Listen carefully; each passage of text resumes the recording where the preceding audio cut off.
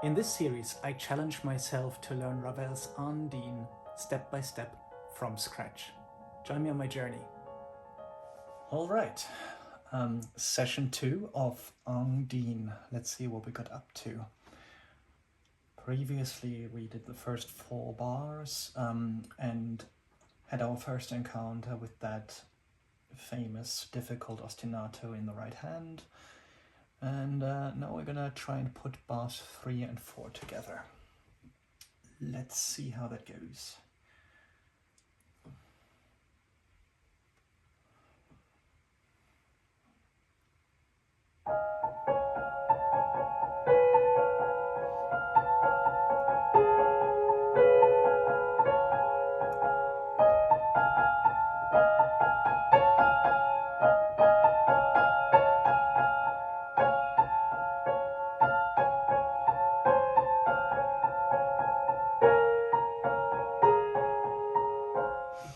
I'm practicing too fast.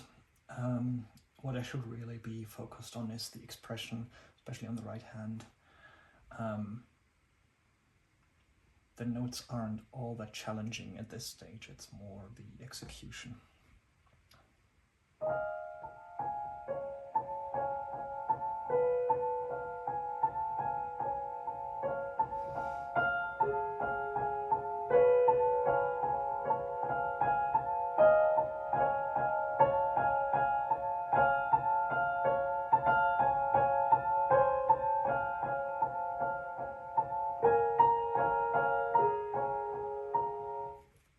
I think that's already better.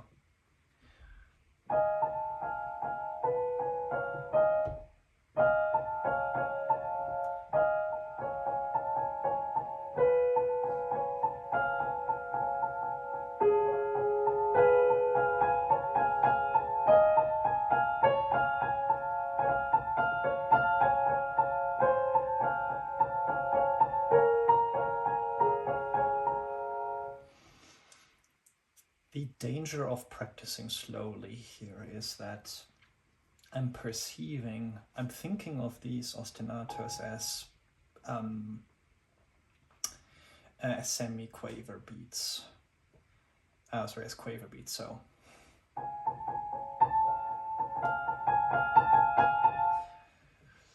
Whereas at full tempo, that really should be one phase, that should be one hand motion, both in terms of how I think about it and in terms of how it sounds. So I need to take care of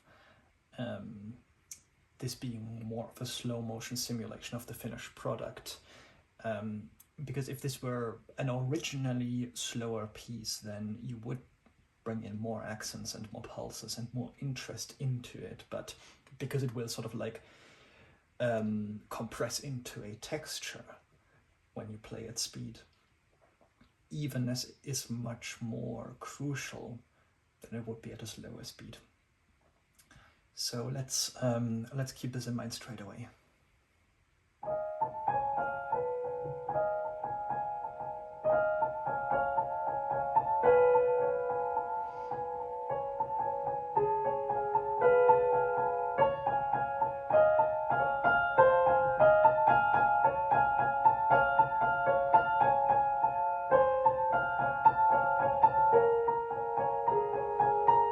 Yeah, that's better.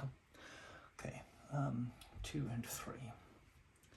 It's very similar to the previous step.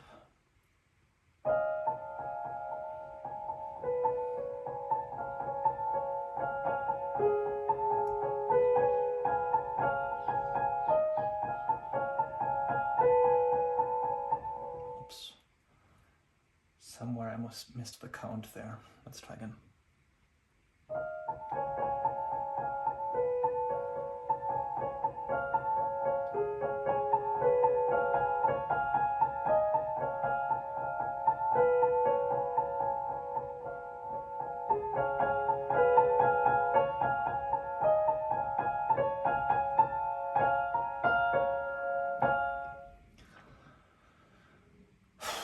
This is beginning to feel better, but I'm still not happy with my 5th finger in the right. But I think it's sort of a long-term project to get that to a good place. So let's play this bit one more time and then move on.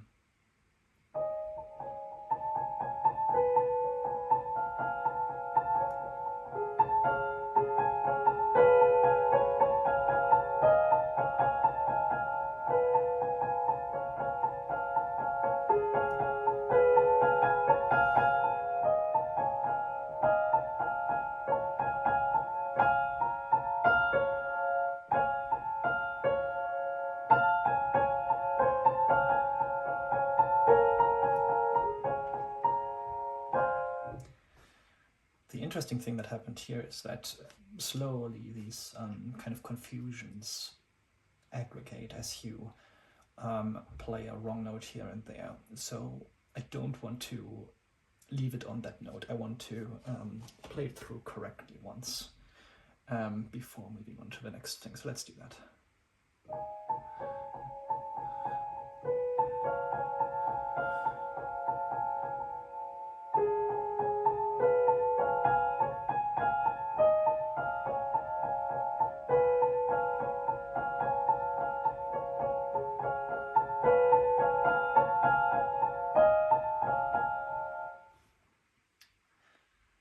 And I think I've accidentally played the fourth bar a couple of times there. Oh well, don't tell anyone.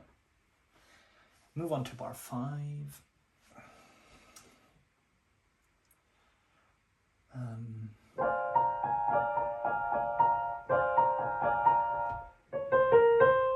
Yeah, I would be ending on first here. I'll just mark that because when you play it linearly, it arises from context, and then when you pick it up in the middle of the phrase, essentially you learn to pick it up differently to how you would be playing it in the entire flow. And I keep falling into this trap where my pickups are different, and so I can't therefore connect them to the previous phrase. So at risk of making it a little bit too obvious, I'm just going to remind myself, first finger here.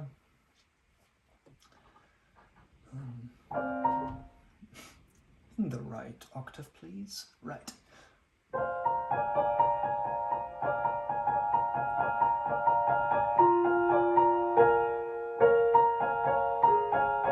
Ooh, that's nice.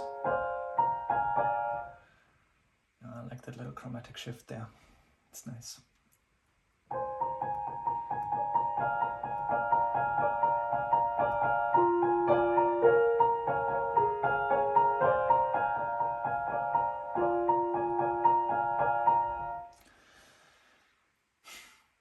One of the temptations is just to keep going, and I always take it as a sign of waning concentration when that happens to me.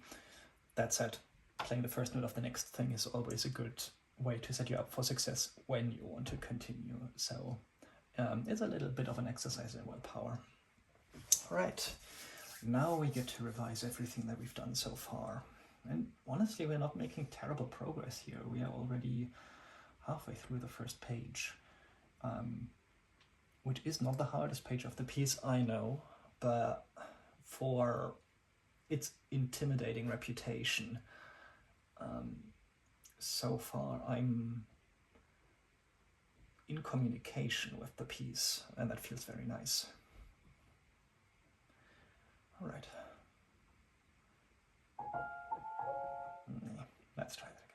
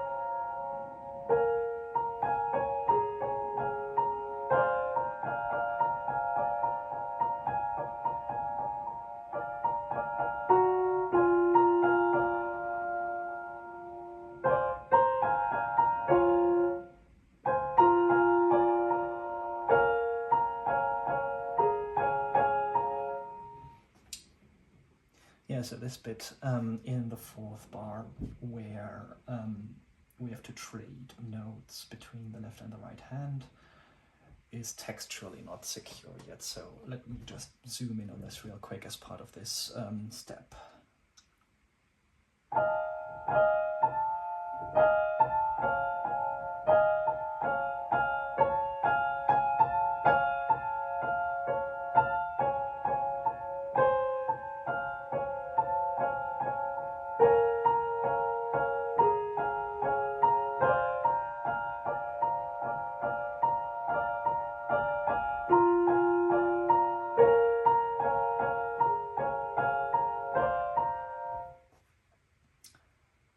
Yeah.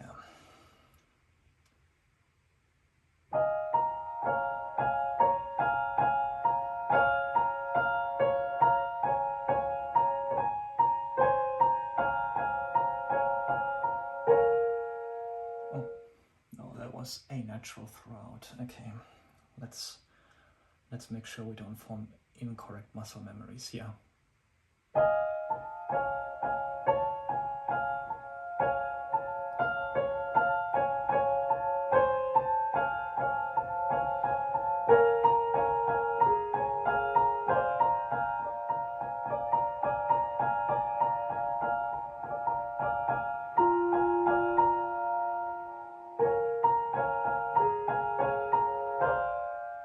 I think I miscounted the beats here, but in general line out, that was okay.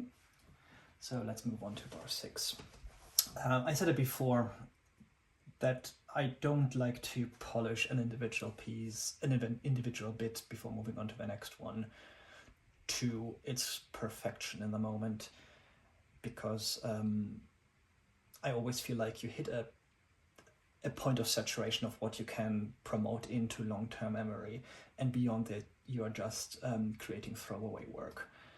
Where exactly the sweet spot is for me is something I'm still working out, but I'm definitely past it with this particular phrase, so it's better to revisit it later.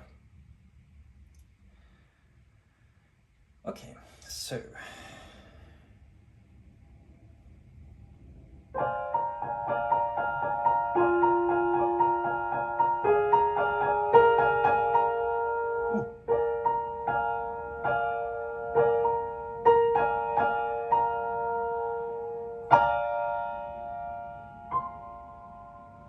now here's a very good example where it's absolutely essential that I make it all the way to the first note of the next bar, because that transition really confused me.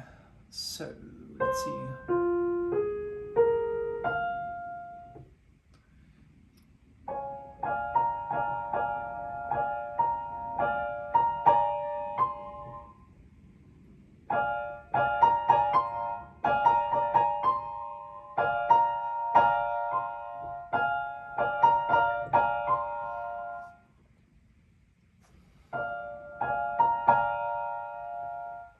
Yeah, it's tricky because I'm sort of in the habit of repeating the chord but removing the notes when there is going to be a clash between the left and the right hand. And now what I have to do instead is to change chords on a repeated note, no less, with that A sharp up there.